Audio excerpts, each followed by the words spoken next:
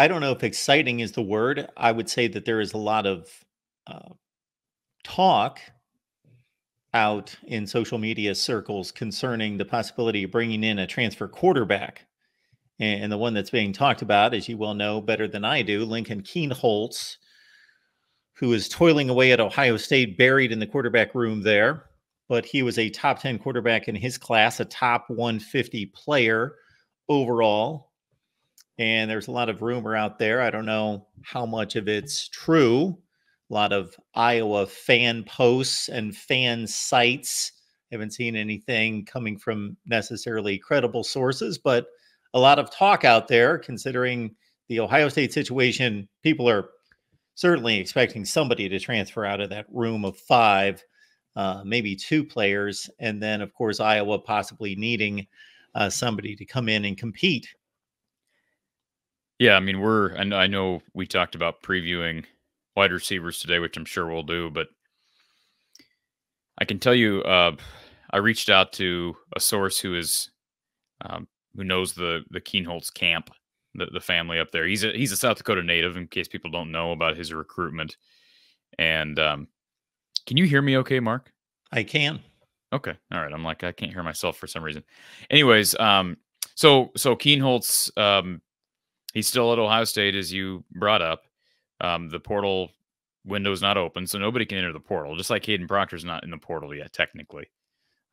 So Kienholz is at Ohio State. He was a 23 recruit. This is his first spring.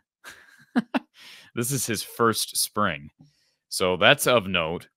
I believe Iowa tinkered with him out of high school, but I couldn't find any evidence of an offer. I guess I didn't look that hard. But the source I reached out to that knows his camp did say that it's quite likely that he's looking for a new home in that open portal window. Now, whether that or not that home is Iowa, I don't think anybody knows that right now. So I don't know where those rumors got started, if they got started on a message board somewhere or just with these random Twitter accounts. So I can't confirm or deny the validity of those reports. There was a report or somebody tweeted something out today about him visiting Iowa. What I gathered from my source that's in the know on his camp, so to speak, is that he's definitely going to be keeping his options open as we head into that open transfer portal window. And I would not be surprised if he considers Iowa based on what I was told. But I don't think it's any done deal, because how could it be a done deal? I mean, unless Iowa's just tampering, I mean, I think we like to jump to these conclusions because there's so much of that going on. I think one thing that should be noted, Mark, is he was originally committed to Washington. You probably know this. And then flipped his commitment to Ohio State. Could Kalen DeBoer down at Alabama be interested in him? I don't know what that quarterback room down there looks like, but if he wants to play, I would guess not, because I'm guessing he's not going to go into Tuscaloosa and just be a starter. But he could maybe do that at Iowa, frankly. I mean, if he were to transfer into Iowa, and hey, he should have every opportunity to start. Every opportunity. It should not be Cade McNamara's job. Well, why would it be? So, anyways, we'll see. We won't know anything about, potentially conversations for sure until the portal window and the last spring practices again on the 20th. I'll be there covering that and providing some reaction from the open spring game. Have heard nothing to indicate that Marco Lainez is gaining traction in that room. Not saying he hasn't. I'll be anxious to see him on the 20th, but have heard nothing about anything regarding him making this big jump. But it's hard to gather stuff from these closed practices, and Kirk wants to keep things on the down low for the most part, and I understand that. This comes back to the scholarship conversation. If they're going to bring in anybody via the portal, especially at quarterback, they got to get rid of somebody. And it probably means you're going to have to deal Deacon Hill. I almost feel like we're on the trading block. Like guys are just going to be set to the trading block, because you can't just load up on quarterback scholarships, especially with certain people that have proven that their ceiling's not all that high. And with all due respect to Deacon Hill, sounds like a wonderful teammate, great individual. he helped. He was a warm body. He helped them in certain points last year, but he's not the answer long term. So you keep him around. We'll see where Marco is on the 20th. That'll be the one that I'm interested in seeing. And then, of course, you get James Rezar in there in the summer. That's a lot of running back or quarterbacks if you were to grab a portal entry without losing somebody. So the first thing to note from me is to, and correct me if I'm wrong, to make the distinction that you are making. There is one between fan base looking at a situation and thinking, we need a quarterback. We want a quarterback. Boom. That quarterback room is loaded. So we know that there will be some unhappy quarterbacks there because they're highly touted and there's no way they're going to play. Therefore, we want one of those, and making that match and that connection, which there is logic to.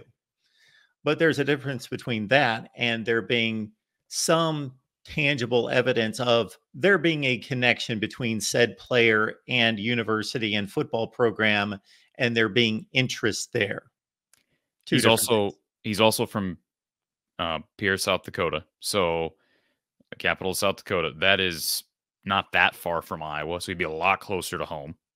If he were to, not saying that that's a priority. I'm just, he's one of the options, right? We even talked about Devin Brown. Like, we talk about these different guys at Ohio State because of what you just said.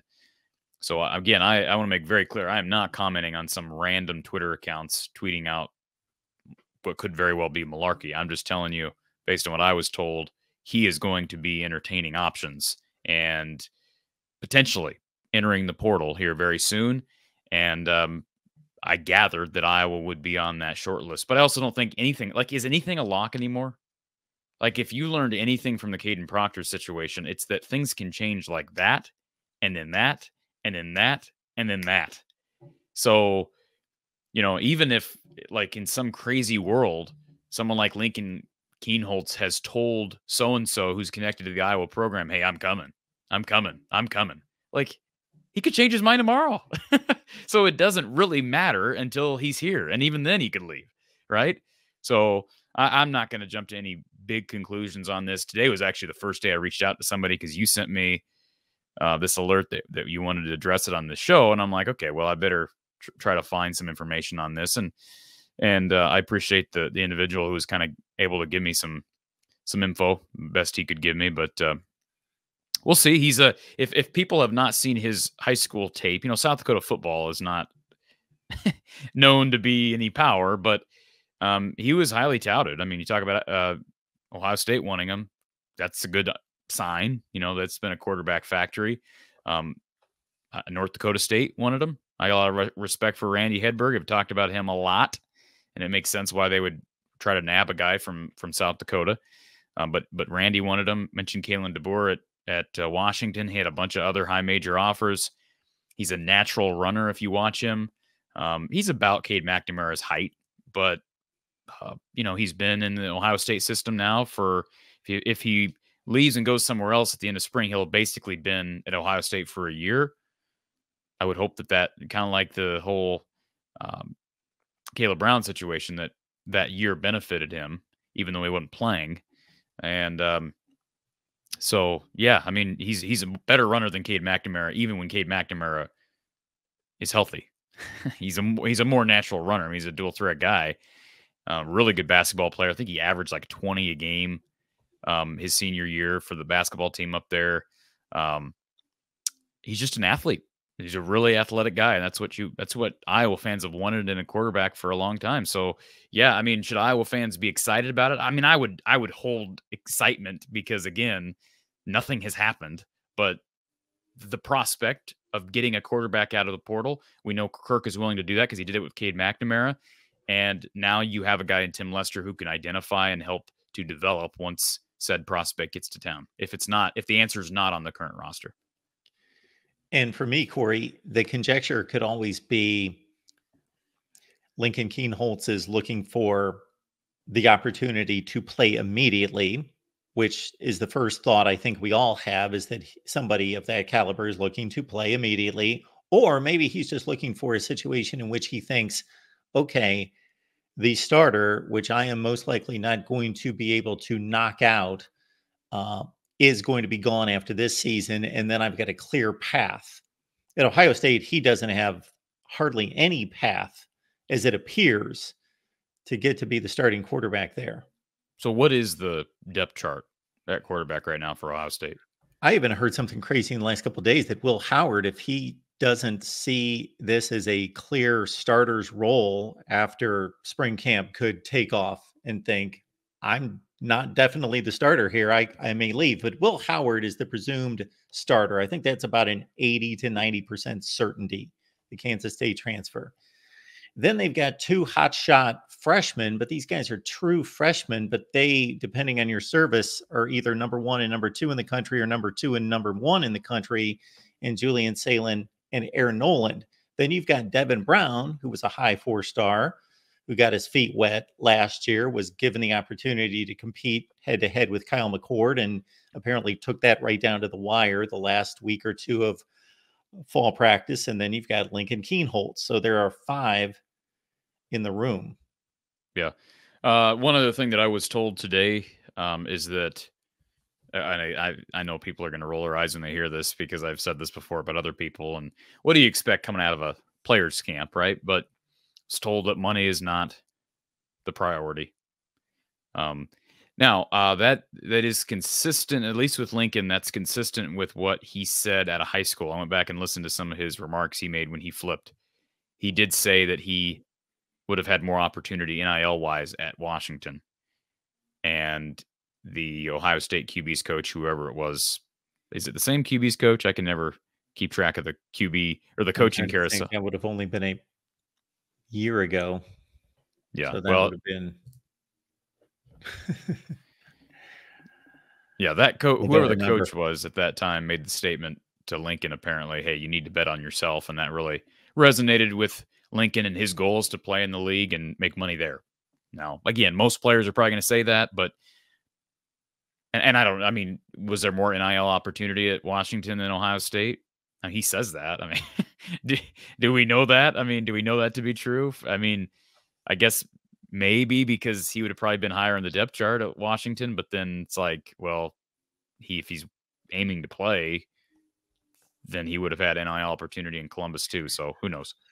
Thank you so much, Billy. There it is. There's the name that was escaping me, Corey Dennis. And it's funny. This is how my mind works, or doesn't work, is that I just mentioned Corey Dennis a couple times today. And I couldn't come up with his name like 3 or 4 hours later. And if anybody missed the segment you published with some of your Ohio State guys on Lincoln Kienholz, they can check it out on this channel. But based on that little bit of conversation I know you had with them during your Ohio State show, it sounds like Lincoln has been, it's not like he's been bad. By reviews in practice, that he's been pretty good, correct? Correct. And as you mentioned, you went through the baseball and basketball end of it. He's a really good athlete. And also, if anybody wants to look at the numbers, because I saw this posted a couple times on social media today, I think after I had posted the notice of our show, that people were basically making comments about, oh, he looks like an Iowa quarterback. Check out his stat line against Missouri in the Cotton Bowl. Yeah, he had a rough time against Missouri in the Cotton Bowl, but watch the game, folks. He was under siege. When he had the opportunity to drop back and plant his right foot and deliver the football, I thought he looked good. Yeah, I need to go back and watch some of that tape, but I have so much confidence in what Ohio State's doing, what they continue to do at that position, more than probably any other school in the country. That's crazy to say, but in fact, I was just having a conversation with someone the other day about the mock draft and just the different quarterback prospects. I was talking to a Vikings fan about, where will Minnesota go? Now that they're stuck with Sam Darnold at quarterback, do they make a play for a JJ McCarthy? Do they go, what's his face from the ACC whose name escapes me? Who am I thinking of? Jordan Travis? No, not Travis. Travis May. Drake May. Yep. Drake May. But Jordan Travis is one we didn't mention. But anyways, Ohio State year after year. I mean, this is kind of the outlier year where they don't, like, Kyle McCord gets up, transfers to Syracuse. I think most people kind of felt like that was because he wasn't cut out, or I mean, how would you explain that to someone? His reason for leaving Syracuse. More and more people are doing that, not just on the player side, on the coach's side. Heck, we just saw John Calipari leave Kentucky basketball this week for Arkansas basketball because he doesn't feel welcome. Now, some of that's probably NIL opportunity and whatnot, but guys see the writing on the wall and they leave. That's happening more and more now. In fact, it just happened. Who was it that just did that in, was it football or basketball? Somebody in the Pac-12. SMU. Who's the new SMU coach? Is it Enfield? I think we're the basketball coach. Talking about basketball, yeah. He just left from USC to SMU. You think, what in the world? But SMU's an ACC school now, and I think maybe there was some pressure there. So that just seems to be more commonplace now with players and coaches. People leave for various reasons before they're even on the hot seat. Look at Chip Kelly. Chip Kelly didn't get fired, but now he's an assistant coach. Yeah, who would have years ago left the status of a UCLA head coaching job to become a coordinator somewhere else? That did not happen. And one last note about the quarterback situation.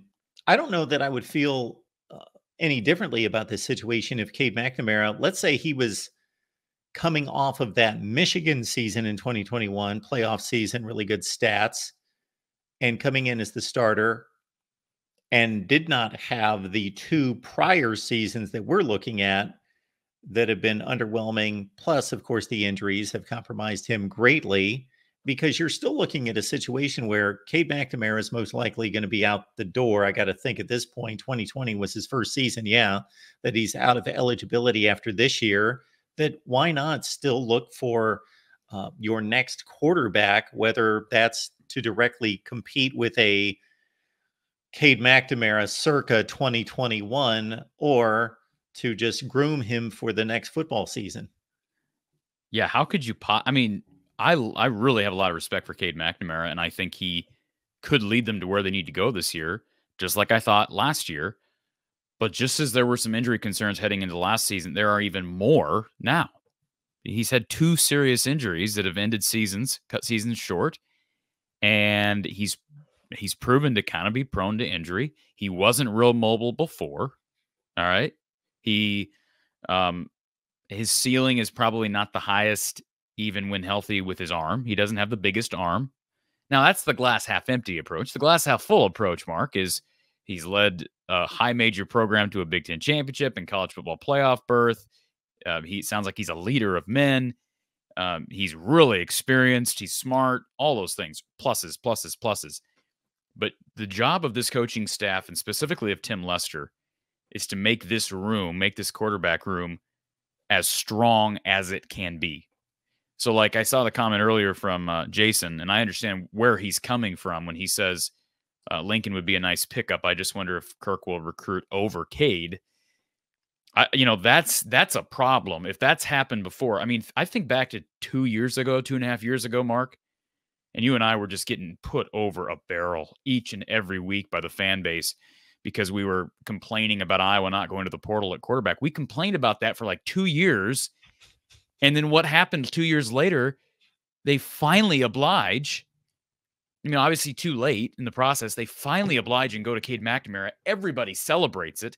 But during that 2-year process, when we were, raking that idea over the coals over and over again, it was like, this is what you have to do. But people responded by saying, you can't recruit over players. What's going to happen to the current room? That's such an antiquated way of looking at this now. And so but I just find that humorous that now everybody's on board with the portal because they did it once with McNamara, and they don't like Deacon, and they don't like the injury risk. So I've always been an advocate for going to the portal at quarterback, but I also try to be somewhat balanced. I said a few weeks ago that I wasn't sure that Iowa should go to the portal at quarterback because I have a lot of confidence in the upside of Marco Lainez. But like I said at the outset of this show today, I have not heard anything so far. And I've not been to a practice, but I've not heard anything that give me indications that Marco Lainez has taken a jump this spring. And I love Marco Lainez. I've said that before. I love who he is as a prospect, as a person. Got a great head on his shoulders, great legs. But has he developed as a passer where he's ready to take the reins? I don't know about that. And how can you put your chips on Cade McNamara's legs? So with that being said, yeah, why on earth would you, like, if Cade is intimidated or is upset about Iowa bringing in someone else, here's a guy coming off 2 serious knee injuries and who only has 1 year of eligibility left, then let Cade enter the portal. Like, this is the day and age where it's like, see you later. If you can't deal with competition, see ya. And Mark, that's how you've got to be. I really do believe that. I mean, you don't want to lose people, but if it comes down to losing people because of the fear of competition, then those are not the type of competitors that you want, especially at that quarterback position, in my opinion.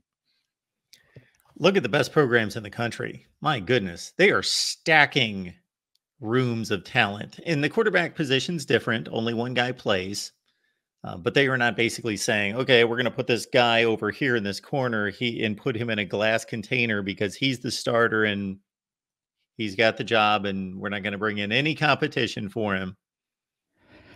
That's not what's done elsewhere. I mean, that's what's crazy, Mark, and I understand where Jason's coming from. I really am not taking a shot at Jason. Do appreciate him being on the show all the time. But what's funny is people made that claim when you had Spencer Petras and Alex Padilla as your top 2 quarterbacks. People were saying that then. So, I mean, I understand it a little bit more when you have somewhat of a proven commodity in Cade, but given the situation, like, I don't know that is there any quarterback in the country that if you're a coach, you would say, I'm not going to bring in someone else because I don't want to lose my quarterback. Like, unless you just, like, maybe like a Dylan Raiola, you just have so much confidence that he is your guy. But even then, injuries happen. And if he's not up for having a solid backup, then what kind of teammate and competitor is he? That's how I view it. Absolutely. That's how I view it.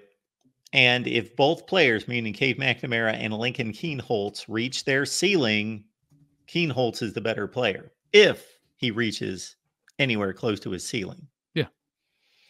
And maybe, again, Tim Lester, I don't know that he was asked about this during his press conference. This will be a question that and maybe he was, and I apologize if he was, but this is something that I look forward to asking him if we don't get a chance to talk with him a week from Saturday in August at Media Day.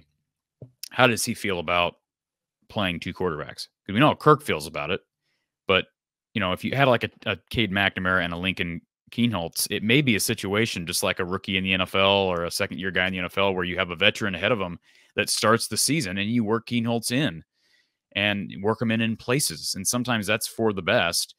And then you have options. Like if a guy goes down, hey, we have 2 guys who have played this year. And yes, they bring different skill set to this room and this team, but they're both game ready. Obviously, you'd rather have a guy in Kienholz. Like even if you bring in Kienholz, Iowa fans shouldn't be like comfortable if Cade just goes down week 1 and Kienholz is in there, like, because he's never played. He played a little bit. You said at what, at Mizzou? How many snaps did he get at Mizzou against Mizzou? He threw 17 passes in the Cotton Bowl. Yeah, that's good. That's good experience. That's better than nothing. That's better than a really good team. Yeah, it's a lot better than Caleb Brown and what he had heading into Iowa. But both of these guys, Caleb Brown and Kienholz, were both 4-star recruits. But as Caleb Brown proved last year, that doesn't always mean you're just going to come here and turn it on, even in a position of struggle. You think wide receiver hasn't been a position of struggle? We'll talk about that today, Mark. But Caleb Brown has not just lit the world on fire since he got to Iowa. He struggled with drops and fundamentals and whatnot. Can we address this comment in the chat? Because I see, I think Chad's maybe getting a little frustrated with us. He says, "Is Lincoln Kienholz visiting?" I can't tell you one way or the other on that. I know there's social media talk. I was told today, if you just joined us, Chad, I was told today from a source that is close to the Kienholz camp that he is going to be exploring his options and that Iowa could very well be on the list. But that's a pretty broad statement. I mean, I just hate to make any conclusive statements a week and a half before the portal window opens, because who knows what happens then. And he's not even supposed to be able to be contacted by schools yet. So, like, even if he said in his mind, maybe he's got a connection to Iowa and he's like, I want to be closer to home and I like Tim Lester and I want to be there. What if like a Clemson or someone's waiting for him to enter the portal on the 20th and then they say, hey, you want to come here? You're going to be our starter and we're going to offer you this much. everything changes then. So, is Lincoln Kienholz visiting? Maybe, but I have not been told anything that would make me comfortable repeating that as fact. And your sources are much more reliable than mine. Mine are picked off of social media concerning this situation, and I have seen people conjecturing, and they may know something, but I have no reason to believe that they do know something, that have said Lincoln Kienholz is going to be visiting Yeah, I mean, maybe. I hope that's true. I hope that's true. When is Ohio State's open scrimmage? this Saturday. This Saturday. And is that going to be televised? It's on Fox. Okay. Their All right. spring game is on Fox. Let's not address that, okay?